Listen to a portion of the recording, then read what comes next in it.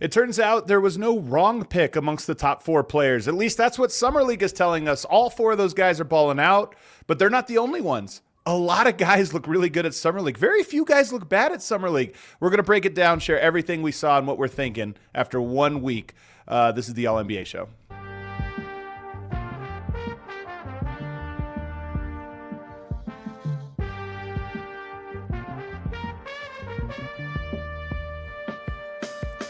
What is up, everybody, and welcome to the All-NBA Show powered by FanDuel, America's #1 sportsbook. Get started with $150 in bonus bets if you win your first $5 bet at FanDuel.com/AllCity. I'm your host, Aday Mara. I'm joined by my esteemed colleague, Tim Legler, back from a very, very fun weekend in Las Vegas, watching some hoops. How you doing, Legs?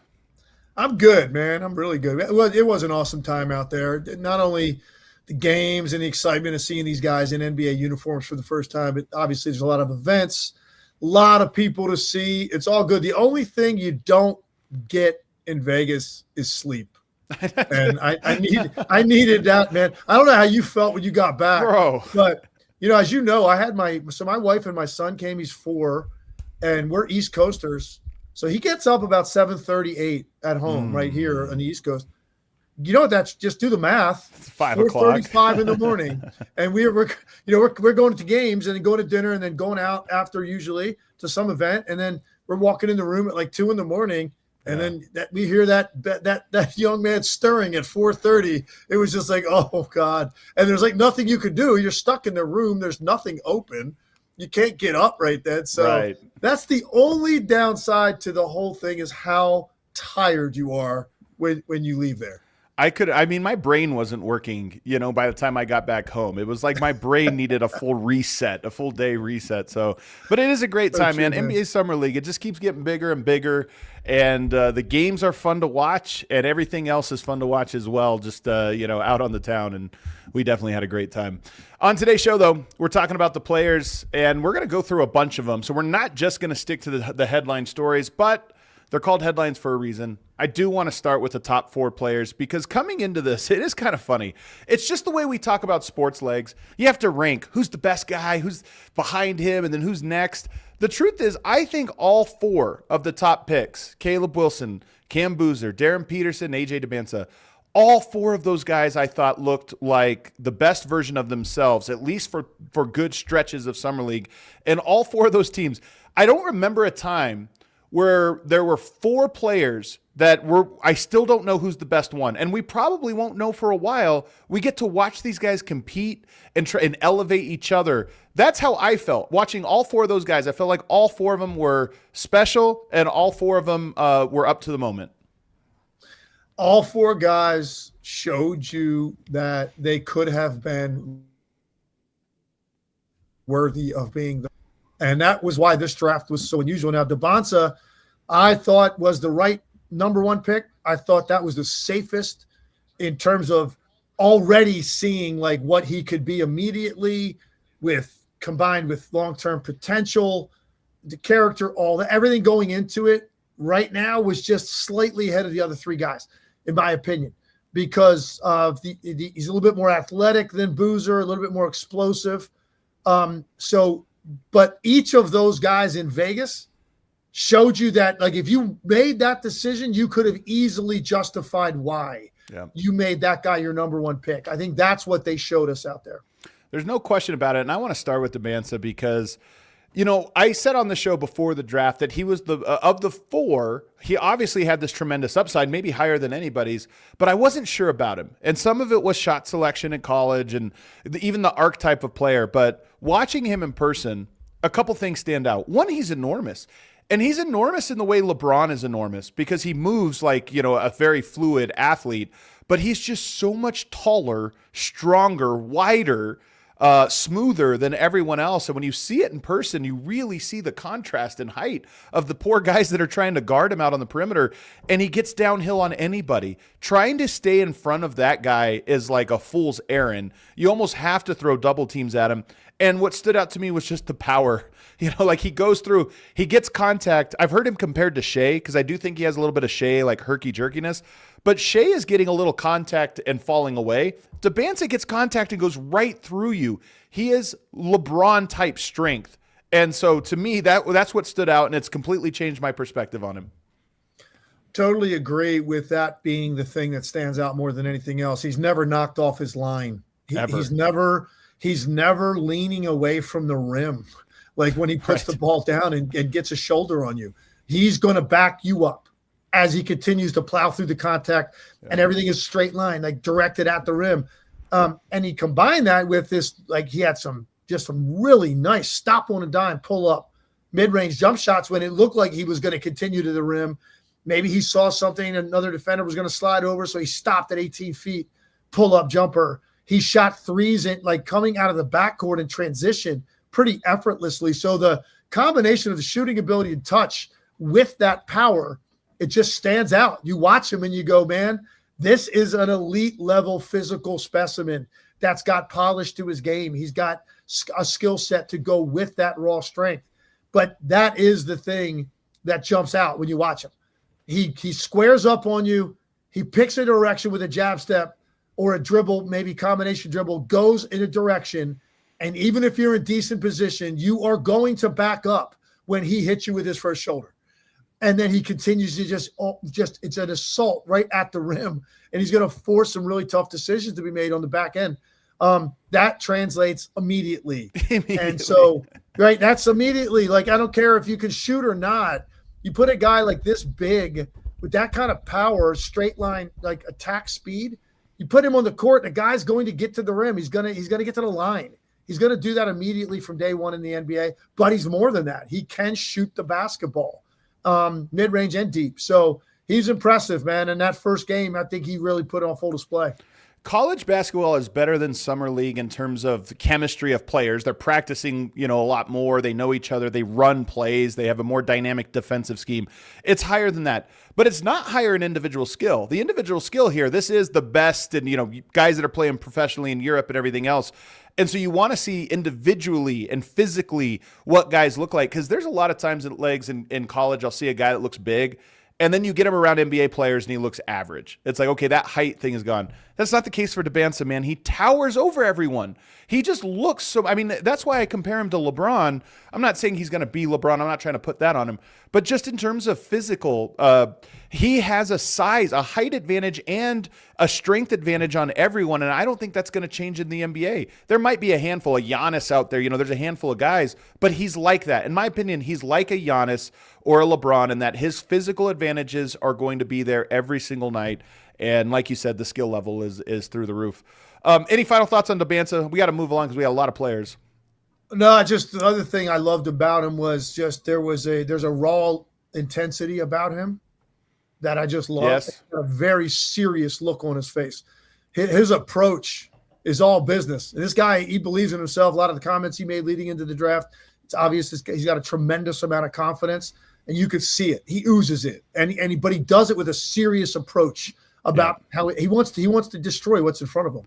I just love it. I think that this is where having the four guys is kind of exciting, because I feel like they're all competing with each other in that way. They all have to be serious. And so that's what I love about it. You're going to see there's going to be some really intriguing games this year when these guys match up for the first time or the second time. And maybe in some cases this lasts for a long time. Maybe the Caleb Wilson Boozer debate, because they both are kind of the same position, that they're only going to play, for now, twice a year, but still that could last for a while, man. Yeah. The Dybantsa Peterson thing, those guys clearly look like they had a little bit of an edge toward each other going into the draft because they both desperately wanted to be the number one pick and believe they should be. So maybe that lasts for a while, so I'm really looking forward to what these guys are going to bring. I actually have one thing on Dybantsa, and that is that I think his best skill, or like how you build around him, is I think he needs the ball in his hands, like a lot. And I think you want to spread the court, have an open paint so that he can collapse the defense. And, his passing, he had some really good passes at Summer League, but we'll see how his passing can become like main option guy, if he really can become the distributor. But you have to spread the court for him. And they have Anthony Davis. They've got Trae Young. Part of me thinks those guys are good players, but Dybantsa needs 10,000 reps in these first 3 years of just give him the ball, clear out, and see if he can make the read, get to the rim, make the read. And that's the only question I have for Washington, is he looks so good that I'm looking at Trae Young saying, Trae, you're a great player too, but we're going to have to find a way to get you off ball more than you ever have in your career because Dembonsa needs to grow into the player he's going to become. I like it. That's the challenge for Brian Keefe going forward. Like you've got to allow that to happen. And I think Trae Young, actually, there were times in the last couple of years when I would watch Trae Young, and I actually was impressed with his ability and willingness to be more of a facilitator, because I ultimately think that's going to be his best skill. The guy can clearly score, but he's never going to be an efficient scorer at that size. And from the distances he shoots, you're just not going to be. And that means you can't win at a high level. You just can't. So I'd like to see him take on that role. Now, hey, man, I got some help here. Let me be more facilitator. Trae Young could average probably 12 assists a game next year in Washington, especially if Anthony Davis plays. If that's what the direction they go, and they've got some other young scorers, let's see if Trae Young takes that responsibility as a leader and facilitator a little bit more on his plate than being a guy that's going to get 25, 30. I'd say coming out of this weekend, he's my favorite for Rookie of the Year. I know that's silly to say, but he's my favorite for it. Darren Peterson also played great. You know, he had the weird thing where he was in the Utah Summer League before this, so we ended up shutting it down a little bit earlier than most. But we talked a lot about Peterson. We'll spend the least amount of time on him, but he just continues to be the player. I think the only thing I'll add is like his scoring, his shooting, it's unbelievable. I think his defense is going to be better than I thought, and I think his passing is better than what his reputation was in college. And so for me, he didn't do anything to lower himself. I'm still super high on him. He's probably my favorite of the top four, just personal style favorite. But you know, like I said, his summer league there wasn't any of these like huge outlier performances. He just was steadily good, I thought. By the way, do we still need the Salt Lake Summer League? Do we need the Southern California Summer League? Do we need those? Because to your point, and it's they got a few games in there, and then he comes, you know, they play one, they shut it down. And I just think if they're going to put 30 teams in Vegas, then why do we need those? Just put them all there. That way you can get all of these guys to play at least two, in some cases, maybe 3 games out of the top picks, and let everybody see that, right? Because it is a different approach. If you get – same thing happened last year with VJ Edgecombe, who came out of the gate, was unbelievable in his first game in Utah, and then you don't see him again. Yeah. And it's like, you know, all these fans – and look, look what they've set up there. And Warren Legary, my guy, man, he runs this summer league. What an incredible job he does. It's such an incredible opportunity for fans. It's an affordable NBA experience. Totally. You come in there, it's general admission. So if you get there early, you can grab great seats, and you get to see all these guys that are top picks. And it might be the only NBA games a lot of those people get to go to of the course of the year, and the only chance to see some of these guys that are going to go on and become all league players. Some of these guys will be MVP candidates one day, and you got a chance to see them early. So let's just put them all in Vegas and start there, so you get maybe more opportunity for everybody to see those guys. You're spoiled, Legs, because not only did you play in the NBA, but you call the games from courtside. And most people, even if they do attend NBA games, they never get to sit courtside or 4 rows up. And the game is so different when you're up that close. It's so physical. It's so loud. These guys are talking trash to each other on every play, elbowing each other. Like, you think you know what a foul is because you've played pickup basketball or high school or lower level college. You go watch just a summer league game from row 3, and you're like, what's a foul? Because these guys are grabbing and hitting each other on every play. It's so true. And even if you're down, you know, first 10, 15 rows around the court in any arena, it's really, if it's the first time you've done it, it really is, especially today, because even though there's no doubt there's probably less physical contact out on the perimeter than there used to be.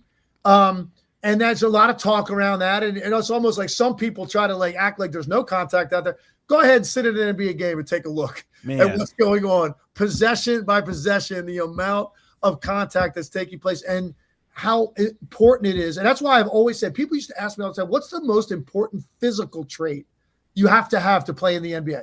Is it speed, quickness, jumping ability? I said, no, without question, it's strength. You're going to get hit. You have to have physical strength to play in the NBA, to play through contact off the dribble, to finish drives, to be able to guard guys. All of that stuff requires physical strength. So go sit close to an NBA court. And for a lot of the people in Vegas, they get a chance to do it, man, because it's general admission. You can get close to the court. You can see these guys. And even though it's rookies and a lot of guys that will not play in the NBA, I get it. It doesn't matter. It's still really high-level basketball, and the physicality does jump out to you. It's insane, man. Let's go Cam Boozer.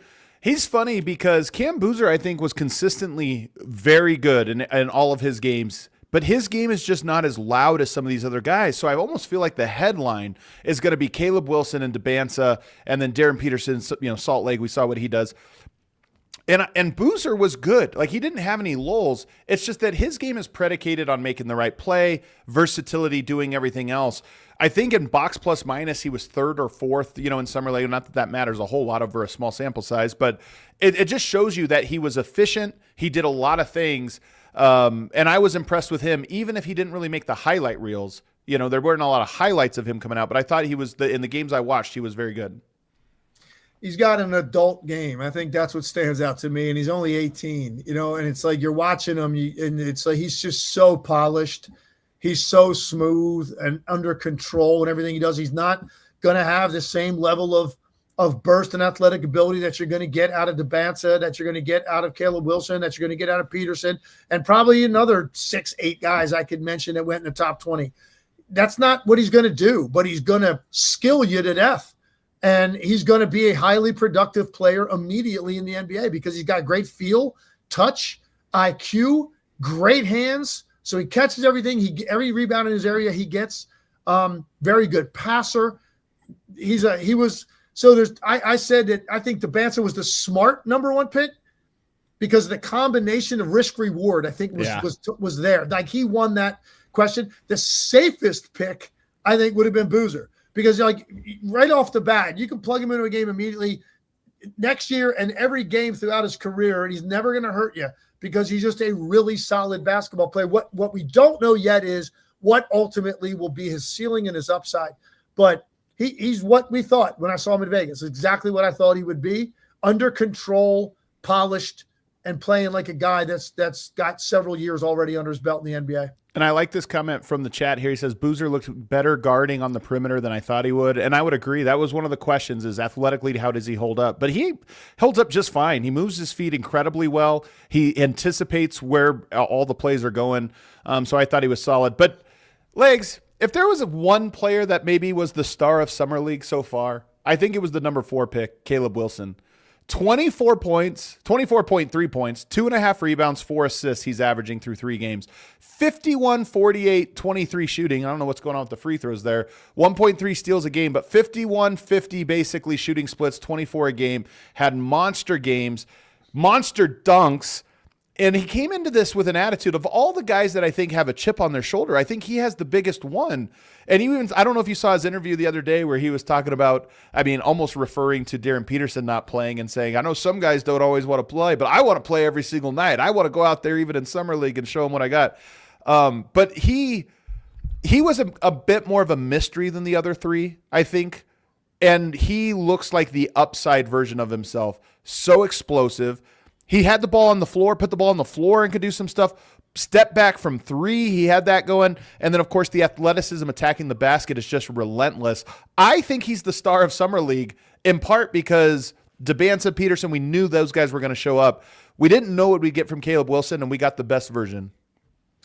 And one thing I want to just clarify, you gave some numbers on him. You said 2.5 rebounds. That's offensive rebounds. He had 7 rebounds a game is what he averaged, because I think when you first said it, I was thinking, like, man, he only averaged 2.5 rebounds. I was like, that would be a concern for me. Yeah. 7 boards a game, but 2.5 offensive boards. I think I agree with you from this standpoint. He had, without question, the splashiest game where you just were like, because I wanted to see him. I specifically, I got in there very late. I had some travel issues on Thursday, so I had to watch the Debansa Peterson matchup on film the next day. The game I really wanted to see on Friday, I wanted to see the Caleb Wilson Boozer game.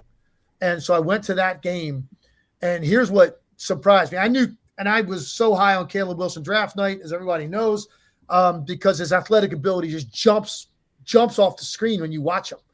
And like that, you go, okay, that right there, if he can polish up his handle and his shooting, that lends itself to something really, really special. Yeah. So here I go. I sit down, first time seeing him in person, and he made, I don't know how many threes he made in that game, but I think 6, And he had like 4 of them were really difficult combination dribble moves into a step back with a guy draped on him where the ball was coming off his fingertips with perfect rotation. Like his mechanics were so on point that when he let it, the first one, you were kind of like, oh, damn, okay. Now you're like, okay, was that just okay? He got bailed out by making a tough shot late in the clock. And then you watched him make 3 more. And now I'm going, no. This is something that you did not see on film because he didn't have, number one, have to shoot the ball from that distance in college. Number two, he was in the rim and in the lane and in transition constantly at UNC. So he didn't have to operate out there. To put the ball in his hands with a defender up in his jersey with a live dribble and now hit him with a combination to get to a step back 3 with that kind of release and mechanics, that really blew me away. I was like, I did not know he was going to have this kind of shooting touch from this distance already. So he's clearly put time in since the season ended, getting prepared for his workouts, his interviews, heading into summer league. And now you go, okay, now you look at the ceiling differently. If that's going to be a shoot. Now his handle is still got to get tighter, but it's already really good for a guy his size with that kind of athletic ability to get his own shot. That's, to me, the thing that changed my overall perception. I knew he was going to be really good. I was so excited, the potential. Now I'm certain of it. Now I'm certain of what this guy's ceiling can be because he's got great shooting mechanics. And now it's going to lend itself to putting the time and work into really becoming a top flight offensive player in this league. And I didn't know that going into Vegas. Well, I had seen his workouts. In his workouts, he was showing all of this. And I didn't really see a lot of that from college. I don't watch a ton of college, but when I'm getting ready for the draft and all those things, I'm trying to see, do I see the things he's billed as? Do I see that translate to the court? And I didn't. And so that's what I was worried about, is some guys have the skill, but they don't know how to apply it or it doesn't translate. And I feel like that's what he came out in Summer League trying to prove, because it's changed the perspective. You see the baby KG. He's Kevin Garnett. And Kevin Garnett's a great player. If he grows into that, that would be incredible. But he had this perimeter game to him. You think of him as this power forward, coming into the draft, power forward, shot block, and a little bit of perimeter skill that's unique, like Kevin Garnett. But I'm watching him play that, and I'm like, 4 or 5 years from now, the fluidity to his game, you mentioned his handle can get better, but the shot, the balance, the drive, and get by guys, I watched that, and I'm like, he might be more of a 3-4, the skill set of a 3, but the body of a 4 and the defense of a 4. But he might be a little bit more of a 3, where 4 years from now, he might be the guy you play through the way you play through a Paul George or, a more perimeter-oriented player. And that's why I think he's the winner of Summer League, because I had him in this sort of box. It's a big box. But right now I'm like, I don't know what he can be. He can be anything, including a perimeter, give him the ball and clear out kind of guy. Well, the ultimate would be, can he turn into a combination of KD and KG? All right, so it would be unreal. And here's what I mean by that. For the Kevin Durant part, it's what you just said. His ability to run your offense through him on the perimeter from 30 feet, give him the basketball, let him handle and create, get into his own, put pressure on defenses, draw multiple defenders as a face-up offensive player. The KG part is, because for me, Kevin Garnett is the greatest 4 defender I've ever seen. His ability and his intensity, his communication skills, his want to defensively at that position at 7 feet tall was as good as anything I saw in person. So that if he can have that level of commitment, intensity, and desire to be that great defensively, combined with the versatile offensive skill set of Kevin Durant, now you're talking about one of the all-time greats. And look, if you're picked 4 in any draft, that should be your goal. You're picked. You're picked. Now, we understand some drafts are deeper than others, but if you're picked that high, right, you should be thinking that. And when you have the physical tools and athletic ability that Caleb Wilson does, that should be his determination. I want to be one of the greatest players to ever do it. That should be his mindset. Now, he's got a long, long way to get there. And there's going to be some ups and downs his rookie year and his first couple of years of the league. That's definitely going to happen.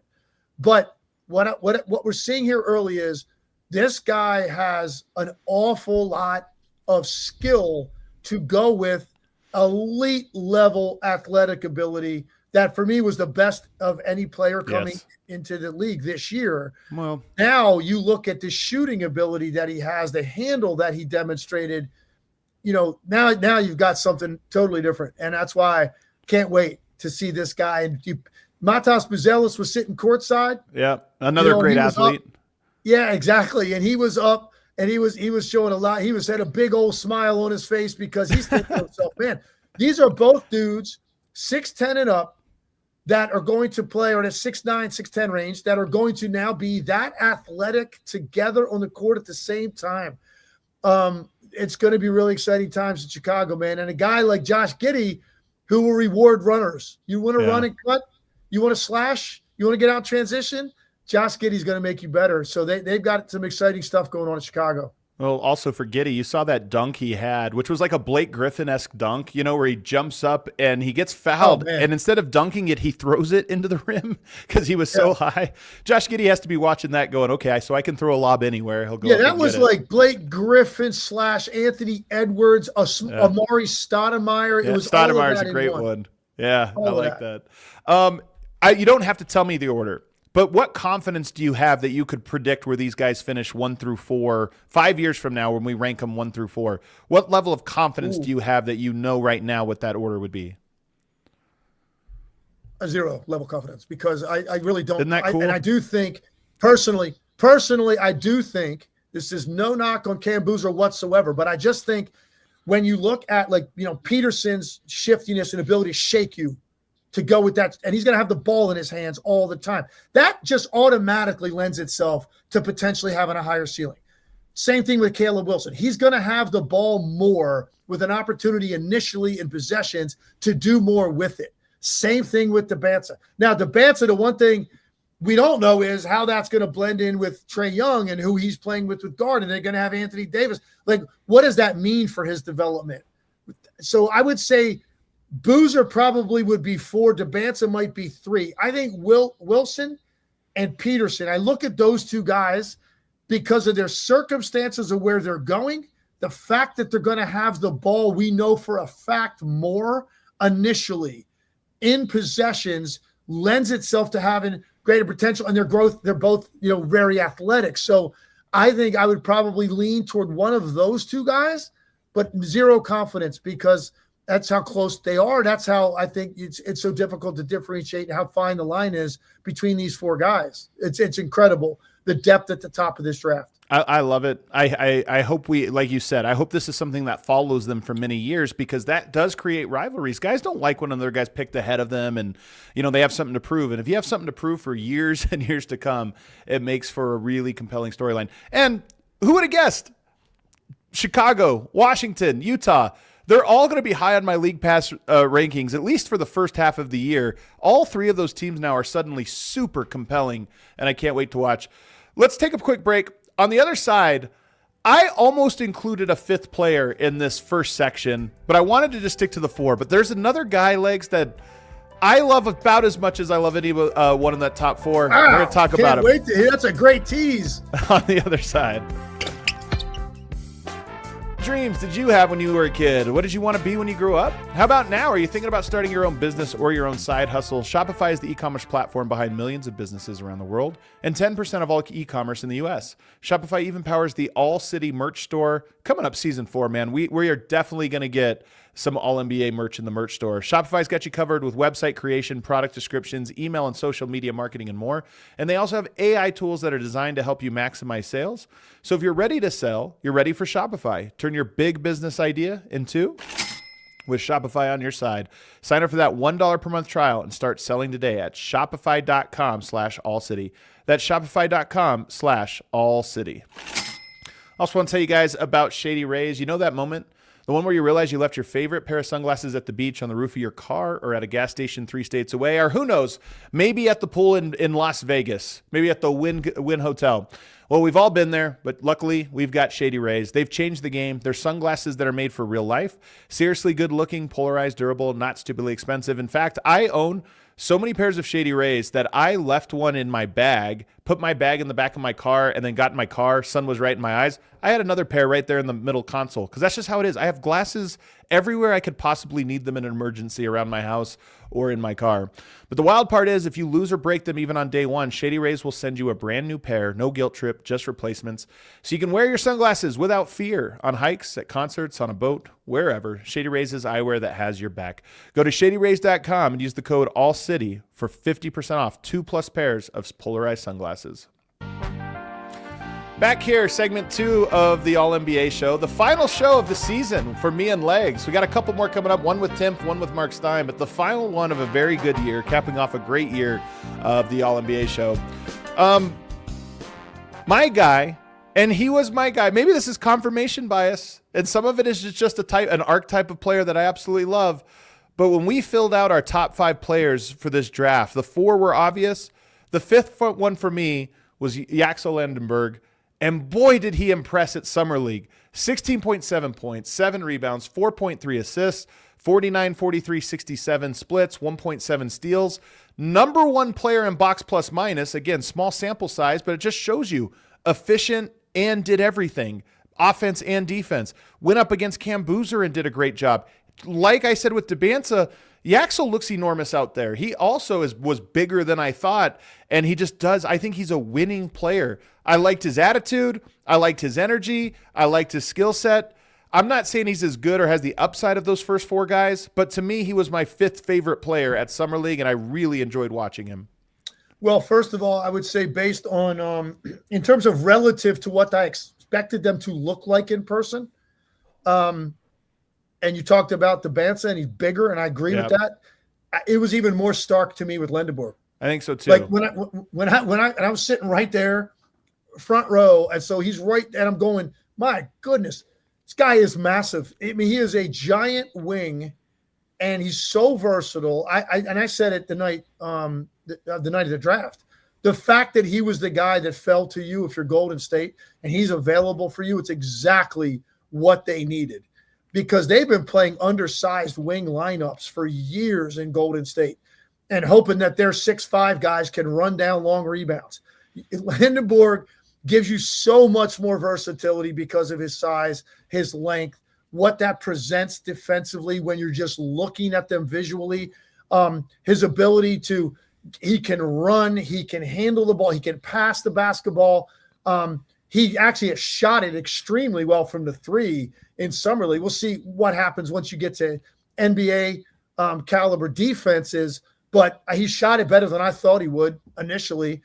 He is, I think, the perfect player to end up in Golden State. And here's the other thing about him. It's so important for the Warriors. You need a guy that you can plug and play day one. They can't wait. They're trying to still win in the Steph Curry era. There's not that much time left with this group and Draymond Green and whenever they get Jimmy Butler. Right? There's not that much time left. You've got to go get a guy that can go play 20-plus minutes a night right now and help you. And he is, because he's a little bit older, and people use that as a knock against you in the draft anymore. In this case, it's exactly what they needed. They can't get some 19-year-old that's going to take 3 years to develop. It would be a disservice to Steph Curry and what you're trying to still do. And that's why Steve Kerr went back and everything else. You need a guy that could go play now. Lendeborg, as much as anybody in the top 15, is that guy. So I was very impressed with his size. And he's going to be playing next to a guy in Draymond Green who's going to get the most out of him. And I think really max out what he can become defensively. And the size helps him defensively because he is a guy that can switch on to a center, and he's just so strong. I mean, not in addition to being taller than you think, he's strong. He looks more like a football player almost in some ways, and he holds his ground against bigger guys, and in some cases, box out, push him out the way, grab the board. And what I like about him most, Legs, is I love players that like doing the things that they're best at. Because a lot of players, they're all right, I got to go rebound, but I really want to do this. I got to shoot. I want to do whatever. He seems to love being a role player. And I saw people saying he's a finished product. His ceiling isn't very high. Draymond has the line that says there are bad superstars and there are great role players. Like you say, oh, I'm a role player, you're a star. Well, sometimes guys are bad stars. It's better to be a great role player. I think Yaxel Lendeborg is going to be a great role player. And that's actually a great thing to draft. Even where he was taken, it's a great player to pick. So I love him. I'm all aboard. And he kind of has a great personality too. He does play somewhat similar to his college teammate, Morez Johnson, 18.5 points, 6.5 rebounds, 1.5 assists, 64, 20, 75 splits, 2.5 steals, 3 blocks in 2 games. This is another guy that's just a physical monster, does all the right things, plays the right way. He's also impressed me. Yeah. Oh yeah. No doubt about it. The one thing about Morez Johnson was that I thought he didn't demonstrate burst at any point. And so I want to see some of that. He's very under control. He had some nice like face up moves that he was able to go to get his own shot. He has a great knack for finding pockets on dives and slashes. And the timing on his late cuts where he can catch the ball like on a flash to the lane and shoot a little 10-footer or flash along the baseline. He times that up well. So that means he's got a great feel for what's going on. He's reading it well. Some guys never develop that. He already has it. So, and he's a guy that's defensive minded. I didn't see like a burst out of him at any point where he just quick swung through one dribble, got by a guy and got to the rim or rose up. So I want to see a little bit more of that, but he's under control and he's got a little bit more of pressure on him. I think in the regards, he wasn't necessarily slated to go that high. He went and then they hire his college coach and now he's the 9th pick. So there's going to be a little bit more scrutiny on him than other places. But now the good news is for them, they're not necessarily in win all now mode because they're building our Cooper flag, and that's going to take a little bit of time. So maybe there's a little bit more grace there. But I do think I'm going to be very curious to see what he looks like going up against top flight NBA front lines. One thing that's cool about Summer League, as you said, it's general admission and there's 2 courts. So you can see the migration of people from one court to the other as games switch. And one of the guys that stood out to me in that the entire crowd wanted to watch this guy play both times that he was playing out there was Philon. And I kind of get why. He's a very exciting, shifty player, ball in his hands, can do a lot of stuff with it. But that was my takeaway was I saw the gym just like the Cox Pavilion getting crowded, huge line, everybody excited to get in there. And I'm like, oh, who's playing? It's like Philon. Everybody wants to see Philon play. And he showed out too, man. He had a great run here. I know you have notes on him, 20 points per game, 3 rebounds, 6 assists. What did you see from him? Well, I saw, first of all, there was a Sixers fan, I think, in the chat asking, is this guy a point guard or combo? Make no mistake about it. He's a combo. He's not a natural point guard. He is really, really shifty and creative, man, and got a tremendous change of pace that sets you up and gets you off balance. Then he can go with that burst. Once he gets you like sort of upright and leaning and guessing, he can go by you. He's just a natural, flat-out bucket getter. And if he's the guy that has an opportunity to spell Tyrese Maxey, I think you're going to really like him in Philly because I think he's going to be able to score right away at the NBA level. He's going to get stronger. I think he's going to feel a little bit more contact and like checks, forearm checks out of the perimeter. Yeah. And I'm going to see him play through that. He didn't get a lot of that in Summer League because he's thin, but his change of pace can negate some of that lack of strength because he is shifty and he can get to his own shot. He's got a nice little pull-up at 15-18. I was watching him and I was sitting courtside for that game, and just over to my right was the Jameer Nelson, who's now basically running the show in Philadelphia, of course, along Bob Myers as well. But then you got Nick Nurse sitting there, and Jaylen Brown came in and made an appearance in that game and sat down watching his new teammate. So, and I was watching when Philon would do things. I'd look over and I'd want to see Nick Nurse, and I'd see him look like this. He'd look down at his assistant coaches and kind of raise an eyebrow, like they're excited about what they got because he is just one of those guys you watch with the ball in his hands, and you're like, man, this guy's electric, and that's about probably the best word to describe him. He's young, and we'll see. He's got to get used to NBA caliber defenders, bigger guys on him, that kind of thing. That's not going to translate to efficiency right away, but I do think they got a player. Yeah, and now they have VJ and him, these young guys, and it's not like Maxey is old. You got 3 guards that all can play, man, that are you can kind of grow with, and it's exciting. He adds to the excitement this year. And like you said, the thing about Philly is really exciting when healthy, top 4 guys, but do they have the pieces around him? This would be a huge blessing for the 76ers if this guy is able to give you what VJ gave you last year, which is a just reliable rotation player. And what he showed so far, you can at least hope for that. The size and strength, we'll see. But it's like VJ Edgecombe is, kind of small too, in stature, and he still made it work. So we'll see if Philon can do something similar. You wanted to talk about Koa Peat, Phoenix's guy, 16 points, 5 rebounds, 2 assists. What is it you saw from him? Man, well, first, I thought he was going to be picked probably in the early 20s. I thought so too. In the first round, and he slipped all the way to the end of the round. And I think, some of the stuff he has said I love, because he basically has said he's got a list of guys written down, and he's going to kill them whenever he sees them on the court because he's that motivated by where he fell to in the draft, and he wants to use that as motivation to prove he should have been picked higher. I love that mentality, and I saw some of the reason why, man. He's big, he's physical, he takes the action to you. He's versatile. And I'm going to give you a comp. Ready? I don't like using comps very often. Let's do it. You especially, you're going to like this. Uh-oh. Dude, he reminds me of a poor man's right now, and the people don't overreact to what you say. Oh, no. A poor man's Aaron Gordon. Yeah, but yeah. I see some Aaron Gordon in him, man. The way he operates, Arizona the strength, and how controlled, but he's also got an athletic burst at the end of it. He's just, to me, a guy that I think is going to find a way onto the court right away. And that team, by the way, in Phoenix, he's not going to a situation where, again, it's not a bunch of lottery picks that they're looking to lose every night and develop players. That team wants to win this year. Based on the taste they got of it last year, injuries really derailed their season at the end. They've changed the culture in Phoenix. And Maluach was a guy that looked great in the summer, by the way. I think he's going to take a huge step forward. This is they added Miles Bridges. Like, this is a team that wants to win now. So Koa Peat, a lot of situations for a rookie, late first-round pick, you're like, okay, well, he's not going to play much. I have a feeling Koa Peat is going to find his way into the rotation.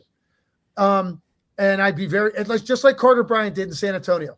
I don't think they expected him to be playing as much as he was throughout the season. I think Koa Peat is going to have that impact on a daily basis when you watch him. Just going to be a reason, I think, for Jordan not to put him on the court. It'd be exciting, man. I mean, the Aaron Gordon comp, Aaron Gordon's obviously kind of a super outlier athleticism. Sure. But his game evolved too. I mean, that's the thing people forget about Aaron Gordon is he was much more of an on-ball. I love Aaron Gordon. He was a bit of a bad star in Orlando, but he found his niche once he found a role in Denver, and you're like, okay, now he's a super role player. He does everything. Koa Peat, I think, is more like the second stage version of him. And that's a good thing because that was the better stage version of Aaron Gordon. And can I say something? Because I see people talking about how much more athletic Aaron Gordon is, and I agree. Because listen, you go back to Aaron Gordon in the dunk contest days, right? No doubt. But Adam, listen, Aaron Gordon for the last 5 years, he is that level athlete, but he only demonstrates that a couple times a game. Yeah. If you really most think of what he does is strength, yeah. That's what I'm saying. It's strength, it's poise, it's shooting ability now, which is a big part of his game. Everything's under control. It's power finishing around the rim. And then, 1 or 2 times maybe he catches a lob or he gets something off the glass that maybe another guy couldn't get to. So like that extra athletic ability is great, particularly early in your career before you develop the rest of your game. But once he developed those other aspects of his game, that's not what jumps out to you about Aaron Gordon when you watch him play since he's been in Denver. It's not at all. It's his strength, his control, his ability to hold his ground defensively, his shooting ability. That's really, to me, more the comparison I'm talking about with Koa Peat. Like, Aaron Gordon was at a level athletic. Very few guys were at the NBA, but you don't see that. It's not the reason that he's a really good player on a championship caliber team. It's not the athletic ability. It's the other stuff that he has developed. And that's where I see the comparison to Koa Peat being relevant. That'd be interesting if he grows into that. It's a good pick. And then, kind of a hometown pick as well, which is always, I kind of buy a guy's upside in that circumstance. Let's talk about Meleek Thomas, what Cleveland has found here. 28 points a game, 4 rebounds, 4 assists, 50, 46, 100 shooting splits, and 2.3 steals to go. He's one of like the surprise, breakout stars here. What'd you see from him? So I went to tell you a quick story on him. First of all, I went to the CAA, who's a major agency that represents a lot of coaches, players, broadcasting. They rep me. They're my agent. Big firm. They have a big event you go to, and you see everybody there that they represent. And as I was walking in, Kenny Atkinson was walking out. And so we stopped in the hallway and we talked for 15, 20 minutes. And so we got done talking, and I was like, because they didn't have a top pick. But he goes, yeah, but I can't wait to get to the gym tomorrow to see Meleek Thomas. Like, I was like, so he's on the radar. There's a 2nd round pick that's averaging 28 points a game through 3 games. So, and I didn't see him a lot in college, and I didn't think he was going to be a 1st round pick. So it's funny. I studied all these dudes for the draft, and then I had a list of like 10 guys that may creep into the 1st round because I only covered the 1st round. So if they didn't get called on the first night of the draft, I wasn't going to be hearing their name. He was in that group. Like, maybe he sneaks in, and so I need to know a little bit about him, but I didn't have him fully vetted. Now I have, because he put up these numbers. I'm like, I got to go watch this guy. He's a scorer, man. I mean, you talk about bucket getter. Yep. It's unorthodox. His release on his shot is really unorthodox. It's like he kind of lunges forward a little bit. His right foot like lands several, like a foot in front of his left foot. He doesn't go up and down the same place like a traditional shooter. Right. So he's got this weird, but it's super quick. He shoots it before you're ready to guard it. And one thing about him that just stands out, he expects every single ball that leaves his fingertips to go in. This might be the most confident player I saw out there. This dude thinks he's the best offensive player on the court. Yeah. And now, look, it's going to be different when he gets to an NBA game, but still, I was so impressed with his raw scoring ability. But here's the thing about Cleveland. They've got a veteran team. They've got a rotation. They're playing for something bigger. They want to win a championship with who they have. You'll get a guy leaving like last year, like Jalen Tyson. He was this 6'5" guard that could score, defend. He had a 39-point game that I called earlier in the year. You didn't see Jalen Tyson by the end of the season.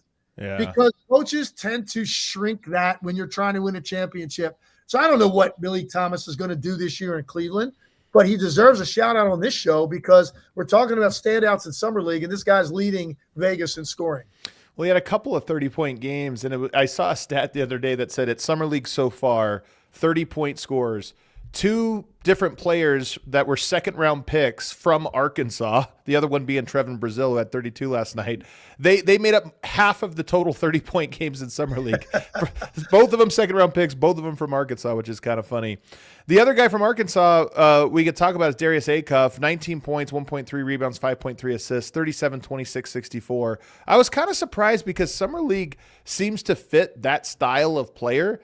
I don't, sometimes it's hard to get into Summer League. He just didn't seem as aggressive as I expected. We know the defensive concerns and some of the other concerns, but I kind of expected him to be more of a, get even more shots up. His game was what I thought it would be, but I don't know. I thought he had a quiet Summer League. I would agree. It was like solid, but it wasn't anything that stood out. I like him a lot. I think he's going to be a really, really good NBA player. And some guys just come in with a different mentality, man, that they want to just absolutely destroy Summer League. And look, by the way, all these top guys, certainly top 6, 7, 8. If you're picked in that range, and now you show up and everybody's gathering for Summer League, and you got maybe there's on your team is another later 1st-round pick. Maybe it's a guy they asked to come that's a 2nd-year player that clearly didn't do enough as a rookie.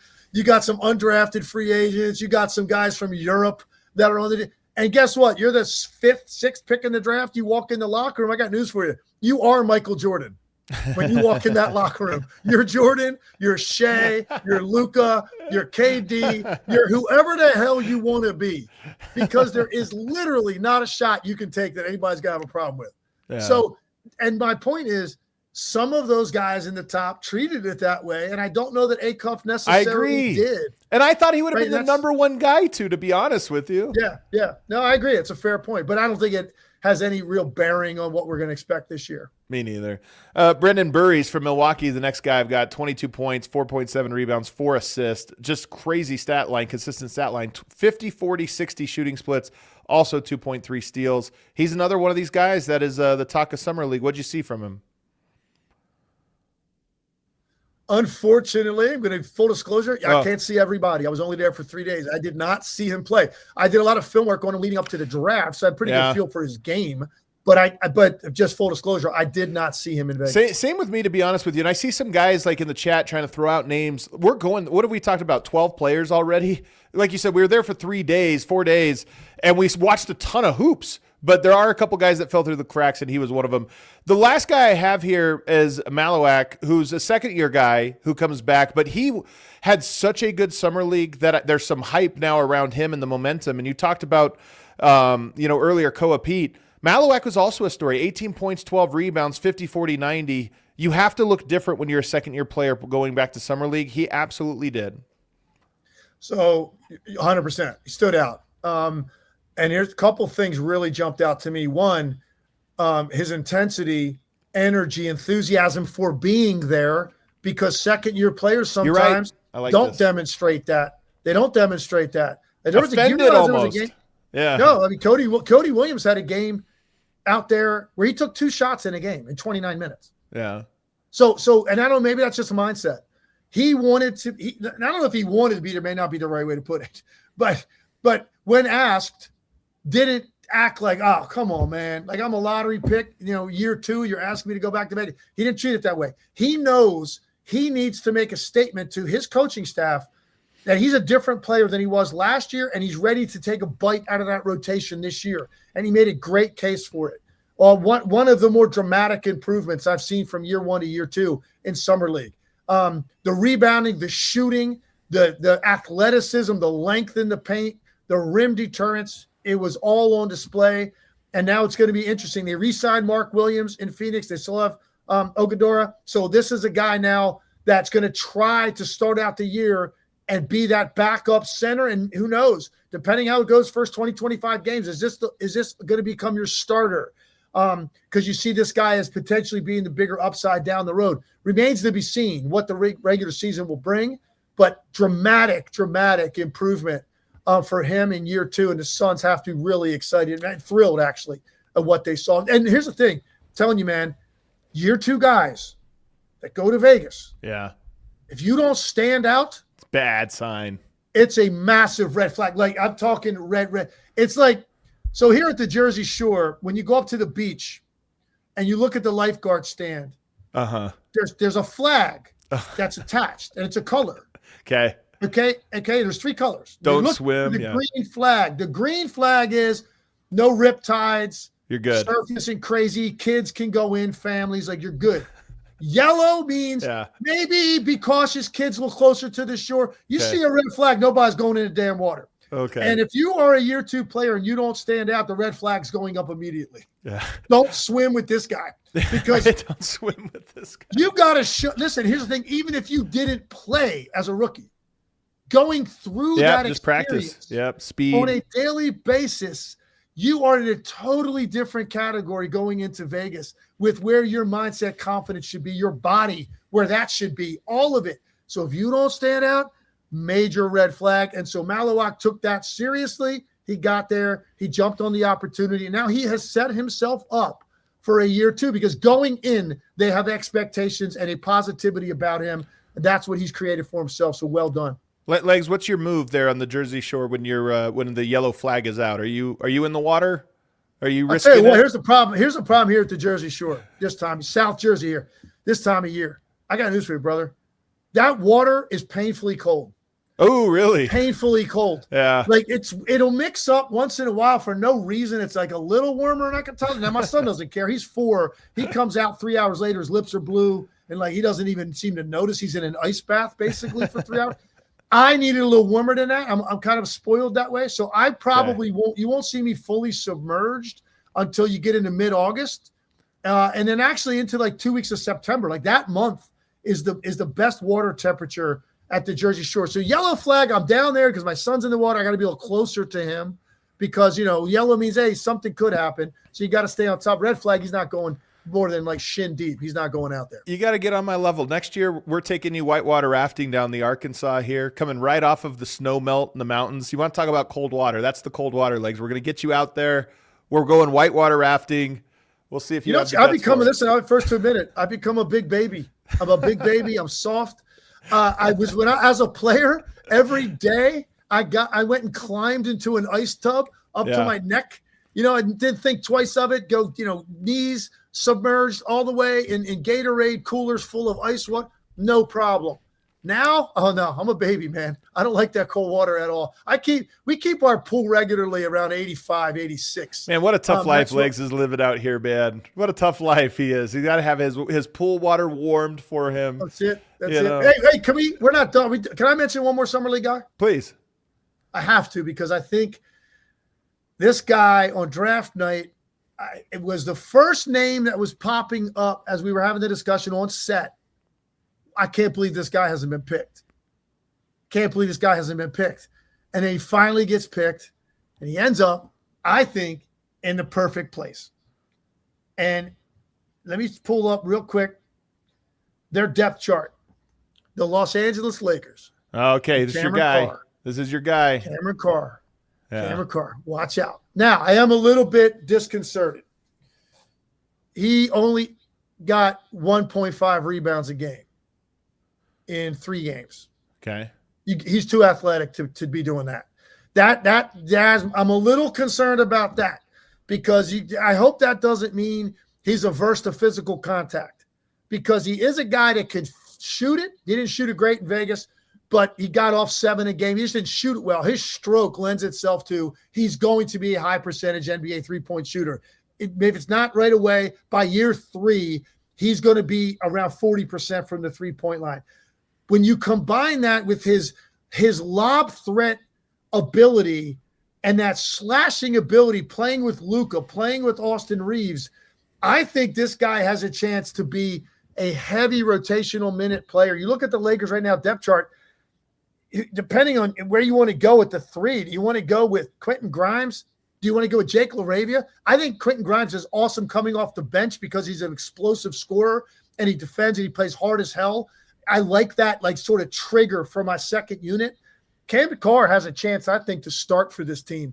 If he is the perfect fit, spot up three-point shooter with Luka, and also running from the corners for those lobs when Luka draws all the attention on him, just like Derrick Jones used to in Dallas.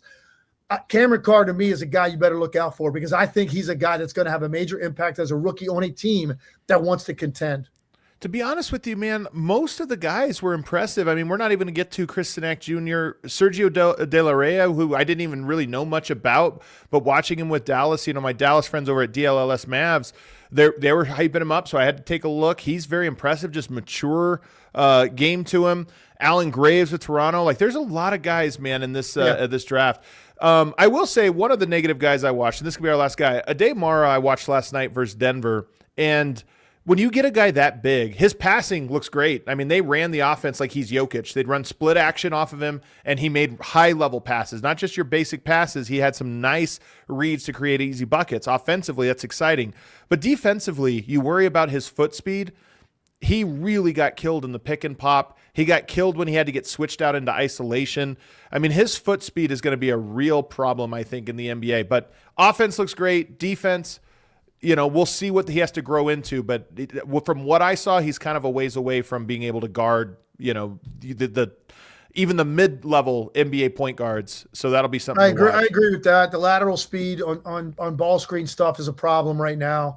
One of the things that I didn't like was, I think because he was a lottery pick, he was trying to do too much with the ball, backing guys down, trying to work in the post. He's not going anywhere. He was being guarded by bigger guys. So he took some really awkward looking turnaround jumpers and stuff. That's just not his game. He is a guy that can catch the ball at the top of the key, run dribble handoff, hit cutters, sees the floor. He's an excellent passer. He's a lob threat off the rim run because he's so long. He's not a guy to give the ball to him back down. So it didn't give. And I think some guys do that. I'm a lottery pick, so I'm going to do my thing off. No, that's not your game. Your game is different, and you can be fine playing the way that you excel at, which is rim run and handle the ball a lot. And eventually, I think, like Klingon became this year for Portland as a big center, he became a good three-point shooter by the end of the year. I think Mara can do that. And he's, in fact, it's critical that he does that to give himself more opportunity to impact the game. But the jumping out, sliding laterally, and being able to defend quick guards on ball screen, yes, major adjustment for him. A lot of it is, Adam, angles smarts, your approach, that's where the coaching staff comes in Oklahoma City, and nobody's going to do it better than them. And he's got great defensive infrastructure around him with their top roster. So he's going to be protected in some ways there, and he's going to get smarter as they teach him about angles and just like the way and his approach to running out there defending ball screens. So he's got a lot to learn there. He does bring some nice things to the table, but overall, I wouldn't call it a super impressive summer league for him. Yeah, we'll hit that, and it's still going. Some of these guys are going to continue to play here through the rest of the week, and we'll see, if they get opportunities. But Legs, our third year doing this, man, and it's still as fun as ever. We had some great stuff this year. I thought it was a phenomenal playoffs. We had a lot of fun talking playoffs, and then it was great to be in Vegas, man. As we wrap up season 3, man, I just want to say it's been a blast doing this with you, and I can't wait for season 4. 3 years have flown by, man. It was great spending time with you in Vegas. I'm really proud of what this show is, Adam, and what it's become. Love working with you every day. And my message is to everybody out there, if you like this show and this is something that's become a staple for you, for your basketball entertainment and knowledge, pass it along, man, because for me, this is the best conversation out there. And I'm really proud of what this has become, and I look forward to year 4 after we get a little bit of a break here. Can't wait for it. Let us know in the comments what you guys think. I am back tomorrow with Jason Timpf, and then on Friday with Mark Stein to kind of wrap up the news-breaking portion of the season. And then we're out. We're out for a couple months. So make sure you're locked to this channel. Leave us a comment. We'll see you next time. We all silly like the mayor.